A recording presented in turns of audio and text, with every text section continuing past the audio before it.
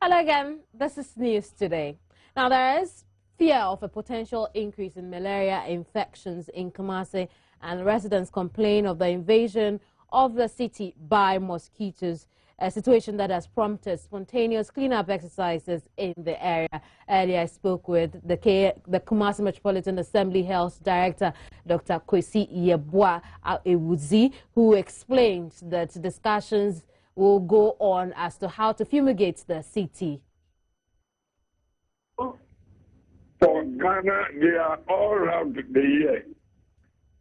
In the dry seasons, they don't really survive in fast-moving waters and the running waters. In the dry seasons, we can have stagnant waters, and some small ponds can also dry up, and we can breed mosquitoes. Moreover, there are a lot of thickets in Kumasi in particular. You know, Kumasi used to be a garden city. There is a lot of bush around. And most of these mosquitoes thrive in the thickets. So I don't think it's too much a surprise. It was recently, about 2 days ago, that a friend was complaining that he thinks there are two mosquitoes around. Otherwise, I had not taken note, because we have not seen a significant change in our malaria cases. So that is one thing. Another aspect is that it can be that it has taken us the time, but people are also protecting us. No, we have distributed mosquito nets, and we are still educating the public to use it. So if you really go by some of the guidelines that we are giving, it can also happen that you are protected. I agree with you that if it is true that the incidence of mosquitoes have increased, we have to do that one. I agree with you. You were just asking about why the distance. That is why I was saying maybe that is another thing. But I think that I will discuss with the environmental officers. We can do some mass spraying, which is another way, which is good. I mean, in Obuasi, for instance, there is this project that is going on, and when they did a mass spraying of the whole town, incidence of malaria went down drastically. So that is one thing that I can discuss with the environmental officers in Kumasi, and then we plan and see what we can do. So that's why I think I agree with you that we don't have to just accept it and just say, okay, we have.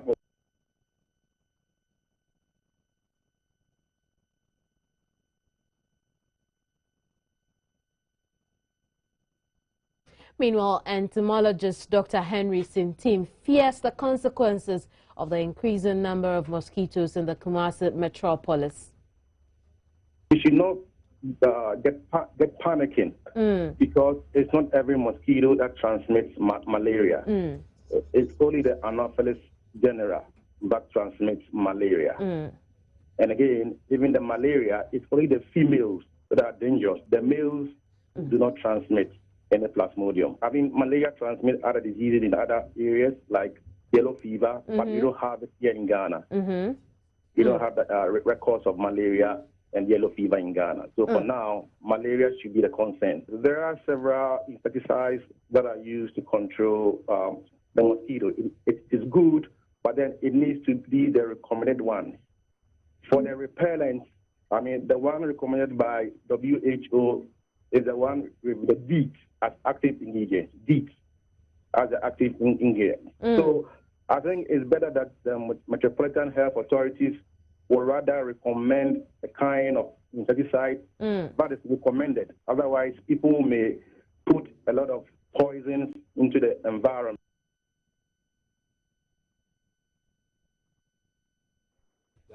Let's talk about the Korle Bu pharmacy, which has been in the news after 900,000 Ghana cedis could not be traced when a forensic audit took place in the accounts, or when the accounts of the pharmacy was audited. And my colleague Etanam says be following up on this. She's joined me over the telephone with some updates. Hello, Etanam. Hello, Kemini. What's the latest on this? Hello, Kemini. I'm asking, what's the latest on this? Okay, what it is that, after Joy News brought out the audit report, Korle Bu came out with their own report. And in the report, they have mentioned other people who have been interdicted apart from the director. But the problem here, the situation is that they haven't mentioned specific names. For instance, they have said that one pharmacy manager, we have more than one pharmacy manager, a principal pharmacist, we have more than one principal pharmacist. For instance, I was talking to one of the principal pharmacists who said his hands are clean. He is not afraid of being mentioned because he knows that he's not part of the situation. Now, we got to the pharmacy to see whether they were working, and I can tell you they were working, but they were all panicking because nobody knows who is part, whose name is going to be mentioned. I spoke to one pharmacist who spoke off camera, and she said that when she heard the news, she was in shock. And a few other colleagues have also expressed shock. And so as it stands, we are still at the Korle Bu Teaching Hospital at the pharmacy unit. We are waiting to get names of people because apart from the director, Mrs. Bruce, who is not at post, every other person who has been mentioned is working at the moment. And so we are waiting to see the names, which other name will come up apart from Mrs. Bruce's name.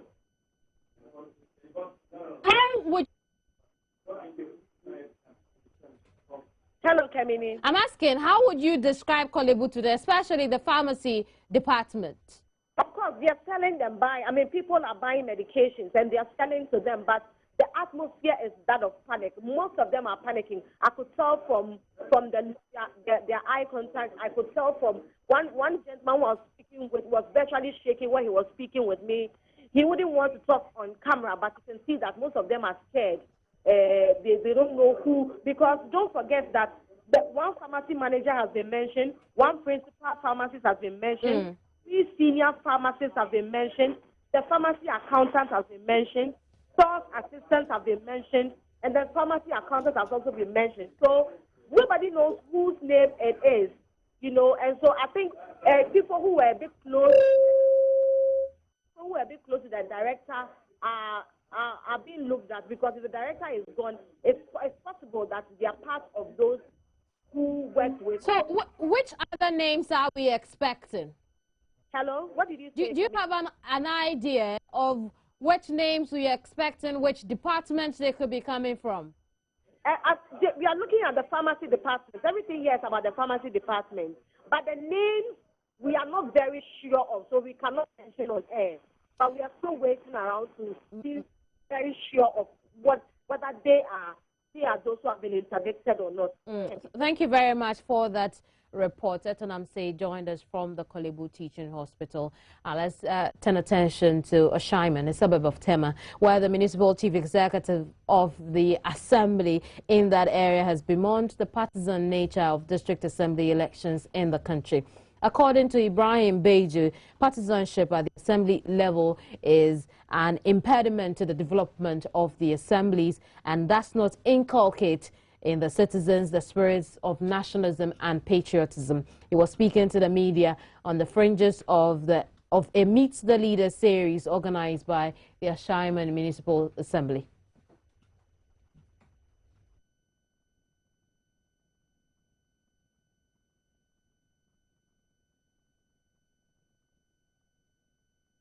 I think that is a worrying situation that is confronting this country. And for me, having tasted and having run as an assembly member for years, I think that what I'm seeing now is not the best. Because we are trying to erode the issue of nationalism and also getting to be polarized as far as our dynamics of politics are concerned. For me, I think that assembly should remain as non-partisan, and that should be it.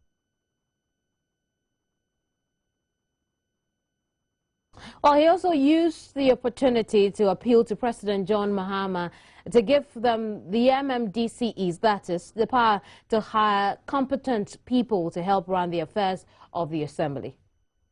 I think that for me, I go for that because having worked in the system for some years now and having also assumed office as a municipal chief executive, I can say to a large extent that if we want to run faster as a country, I think that power to hire and fire must be given DCEs. The reason being that every government has a mandate and then social contract that he signed with the people of this country to do some deliverables. And so you can be running. Our clock runs faster and they tend to slow you down. And so the issue has to do with the social contract. How do you propel it into action? And so you need to be able to have people who are ready to help you implement those social contracts that our government has with the people. And I think that if we have the power to hire and fire at the time where you see that some people are around pegs in square holes, then we have to do. Well, now the Trade Union Congress is asking government to repeal laws that seek to affect the work of street hawkers. Head of Heads of Organization Togbe Adumdrai was addressing the participants at the Accra Informal Workers Dialogue here in Accra. These assembly bylaws that consider hawking as illegal should be repealed, and if necessary, new bylaws should be put in place to regulate hawking in the streets. Designation of areas for street hawking within certain time period in the day, on certain days, and designation of streets for hawking activities. In other words, like it is done elsewhere, we must agree on specific streets where hawkers can go and do their activities on particular days. It's not all the time, but particular days, so that we can close those streets for other purposes. Also on that subject, and the Minister of Local Government and Rural Development says his ministry will intensify public education on the need to put out any fire after it's been used for its purpose. Julius Deborah says the remnants of these fires are the cause of the many fires recorded here in the country. The first thing is the public awareness creation. I think we've not educated the people well enough. As we speak now, you still have people who will leave their markets with fire unattended to. Maybe they just pour something out of coal pot. They will not ensure it is well quenched, and they leave it. And then you have people who will probably leave electrical gadgets on without put. Those are the little things that ignites the fire. And we would have loved that they would have allowed the public education to be very intensified so that the people themselves would be the watchdog.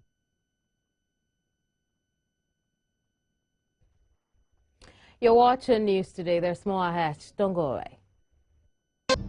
Thanks for staying on the program. Now, to the Eastern region, 72 persons have been arrested by the Regional Police Command for their alleged roles in provoking riots and unlawfully assembling with the aim of protecting the Odikro of Senchi, a man from near Kosombo in the Sujaman district. I spoke earlier with our regional correspondent Aruna Yusuf Wumpone, who brought us some detail. Police, as part of their visibility, they tend to ensure that this chieftaincy issue, you know, that particular district, a couple of weeks ago, there was a chieftaincy dispute in that particular Yaman district.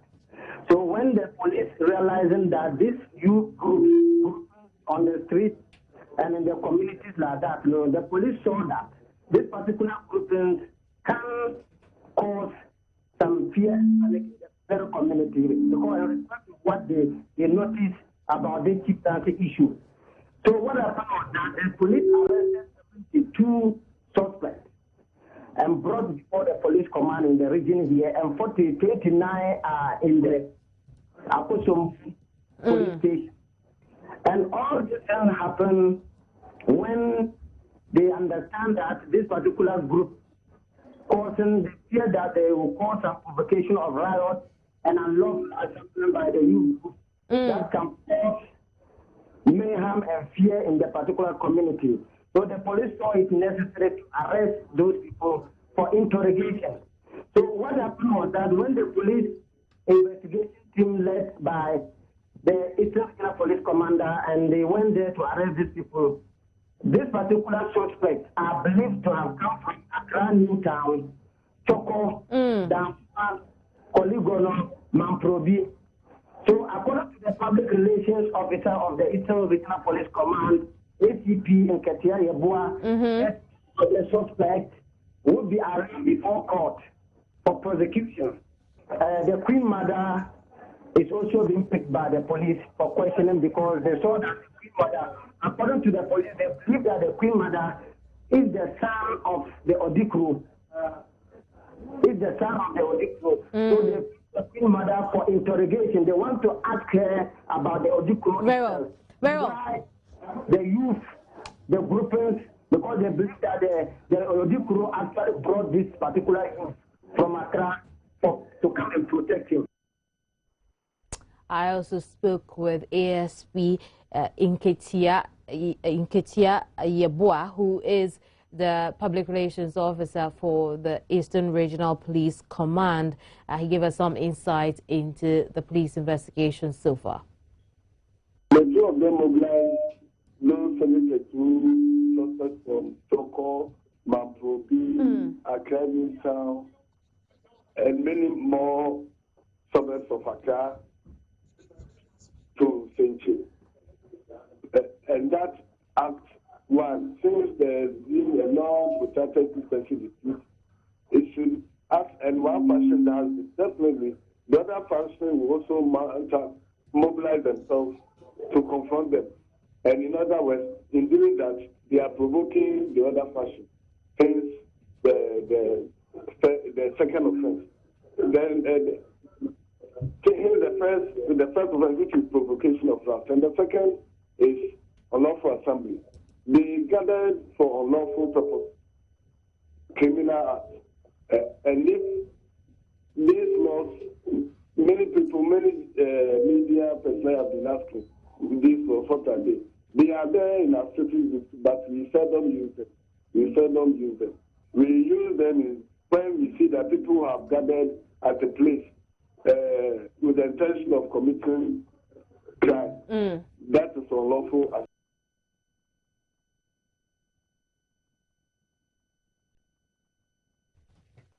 Well, the Vice President, Pakwesi Amisa Arthur, on Wednesday cut short for the construction of the 350 megawatt independent power plants. Now, this comes on the heel of the worsening national power crisis adversely affecting individuals and industry in Ghana. The $900 million power project is expected to come on stream sometime in 2017 and subsequently transferred to the Electricity Company of Ghana after 20 years. The dire power situation of the country doesn't seem to be waning anytime soon. One of the measures government is counting on to solve the problem is allowing private sector participation in power generation. Sen Power Generation Company Limited is an IPP with many international partners but major Ghanaian shareholding. The power plant being constructed is tri-fuel compatible and can run on gas, light crude oil and distillate. Chairman of the company, Nana Brew Butler, said initial fuel for the plant is guaranteed. The source of initial fuel with storage of 3 months will be on the site as well as Edinkra, located just across the site. This initiative means that the state will not be burdened with any adult responsibility of importing fuel for its operations, and the plant will not shut down because of lack of fuel. This is a project that also incorporates a collector substation to serve other projects in this energy enclave. A substation that will eventually be transferred to GRICO. Partners for the project, including Japan-based power producer Sumitomo Corporation, are optimistic about the prospect of Ghana's power situation in the stipulated time frame.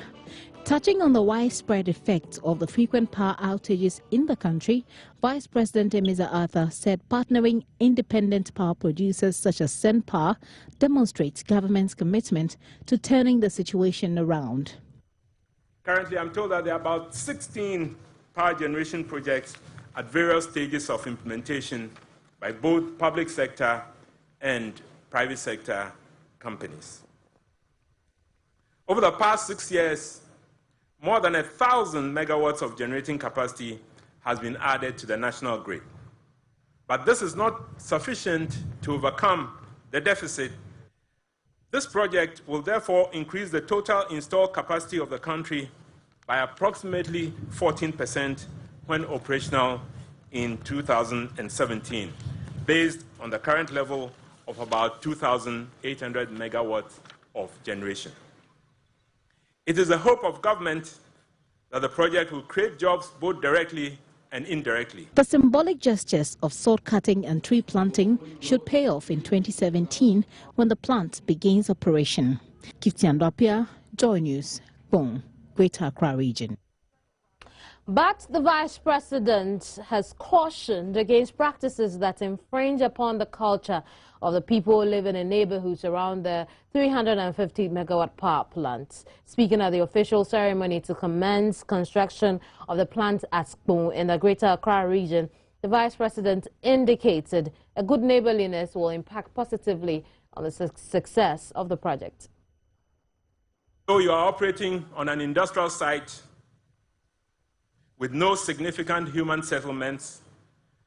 Please make sure that in the course of construction, you cooperate with the communities, the Skpong community that lives nearby and that has granted this plot of land for your purpose. They have survived for centuries at their location, and they have developed practices and norms of behavior that have served them well. Please respect their culture and refrain from acts that can create tension and confrontation.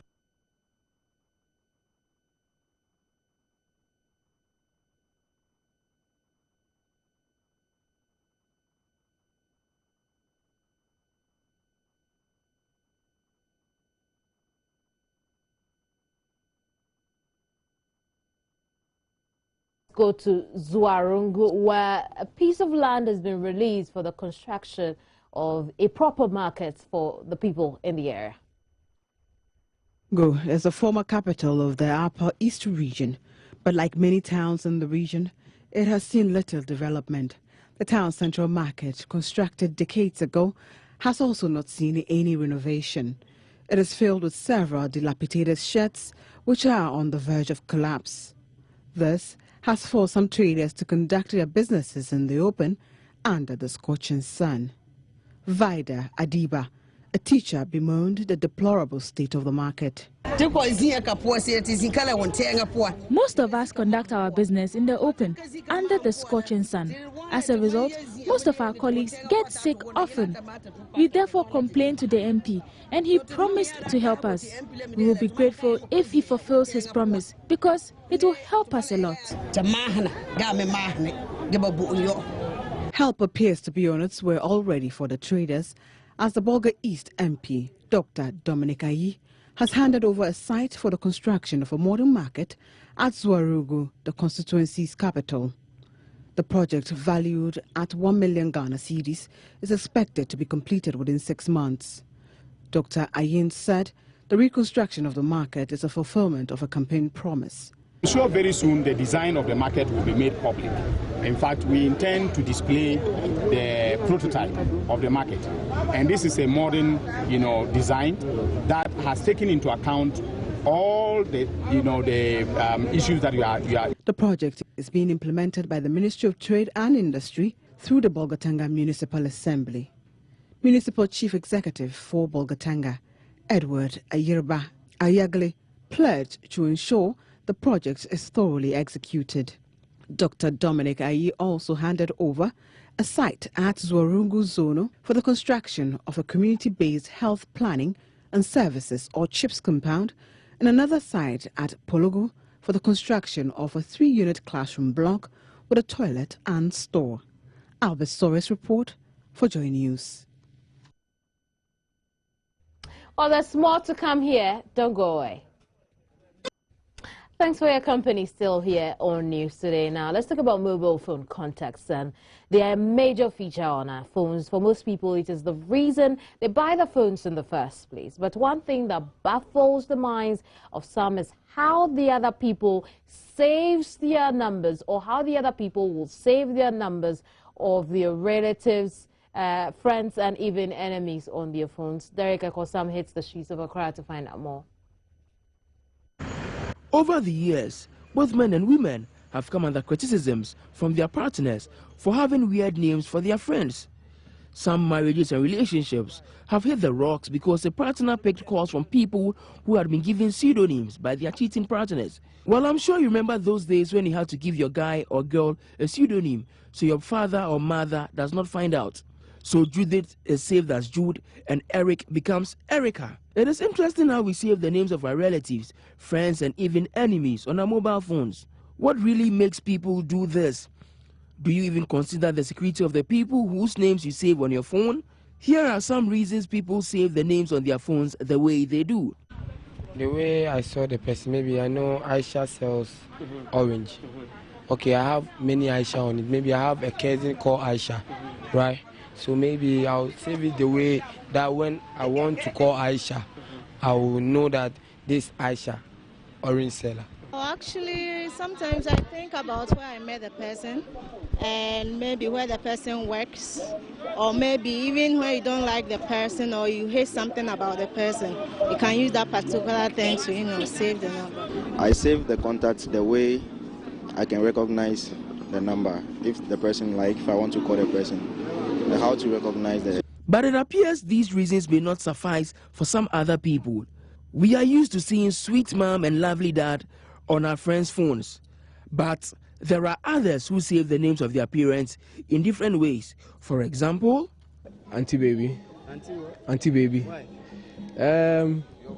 When I was growing up, people used to say that she looks like a young girl, and then she had me as a baby, so everybody around her used to call her, hey, Auntie Baby, Auntie Baby. So yes, I have my dad's name saved as Sniper on my phone. Why?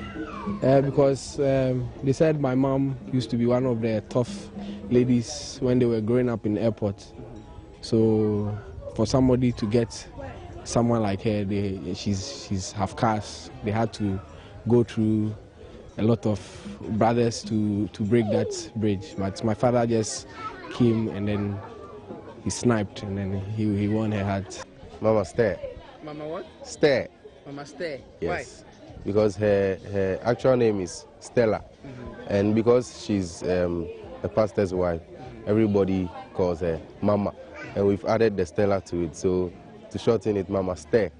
And then there are those who have special names for their friends and even for those they do not like. I have Jezebel, and I have... She always acts like somebody who is from the sea. Oh, maybe annoying guy. So why would you call somebody annoying guy? Sometimes when they approach you, it's very annoying. The kind of things they tell you is very annoying. By the way, my name is Ekol Sam. I work with Joy News, but if you have my number, don't save it Ekol Joy News.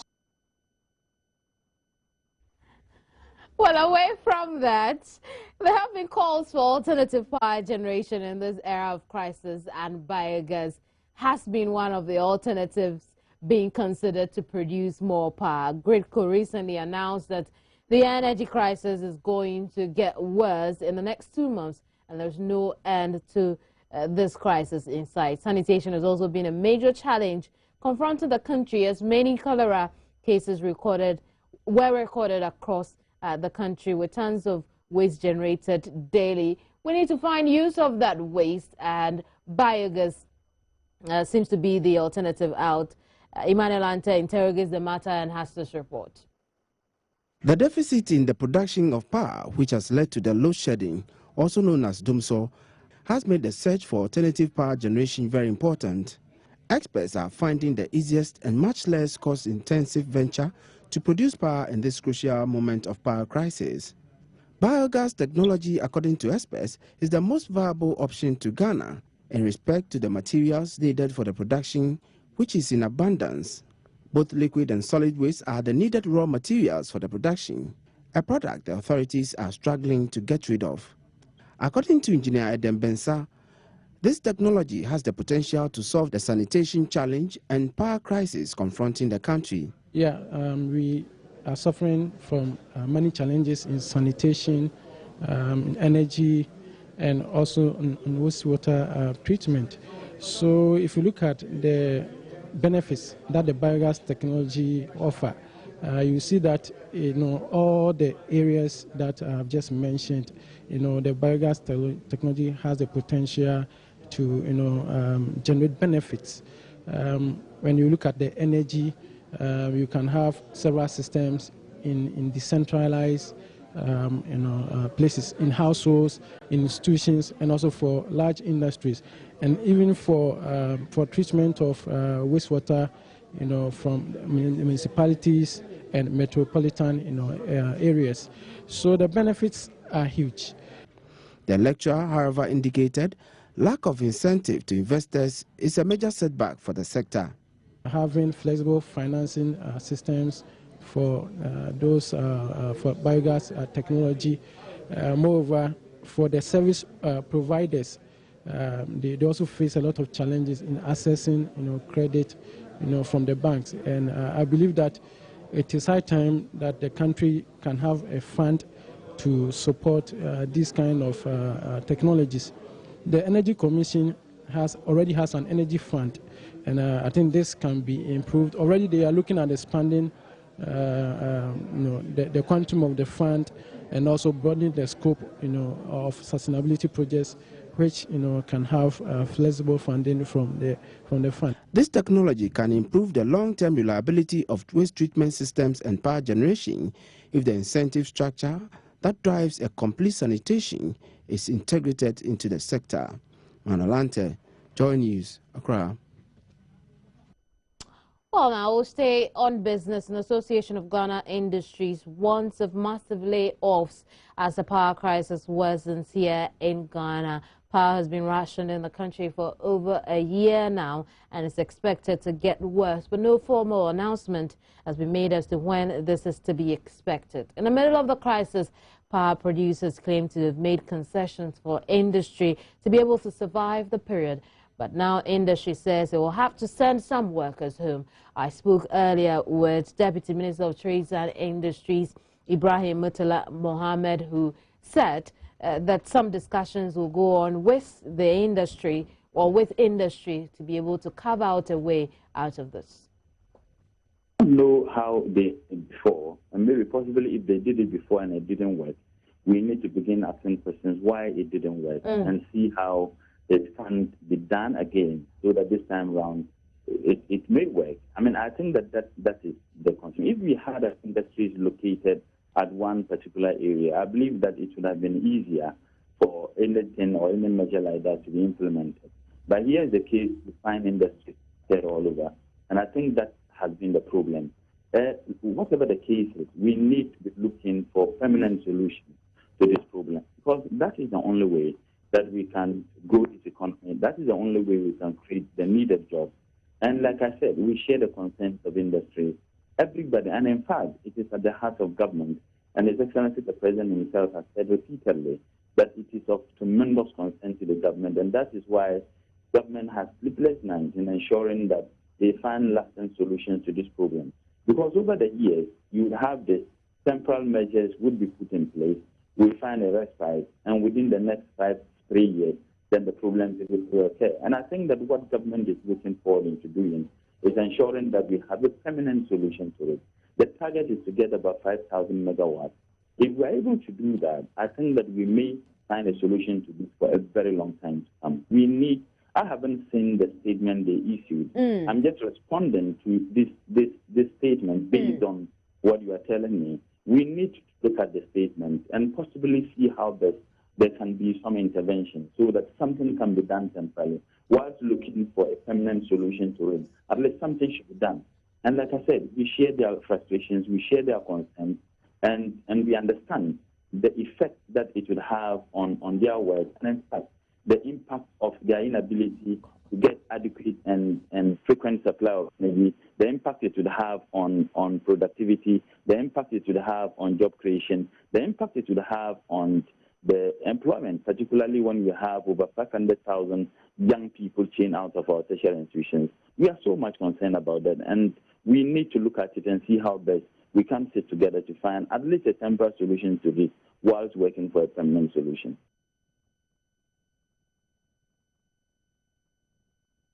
Of the continent, deflation across the 19 countries that use the Eurozone currency is gathering pace, and in January, prices in the Eurozone were 0.6% down on their levels a year ago. The figure shows the Eurozone is headed deeper into deflationary territory from December, when the prices were 0.2% down on the year before. That's it for the segment. That's it for the look again at our top stories. And the Trade Union Congress is asking government to repeal laws that send hawkers off our streets. The Association of Ghana Industries warns of massive layoff as the power crisis worsens in Ghana. Meanwhile, Deputy Minister of Trade and Industry Ibrahim Mutala Mohammed shares that there will be discussions towards a permanent solution for industry. Well, that's it for the year. Thank you very much for your company here. My name is Kemini Nyamani Amano. Enjoy the rest of our broadcast. For more news, visit myjoyonline.com. Have a great weekend.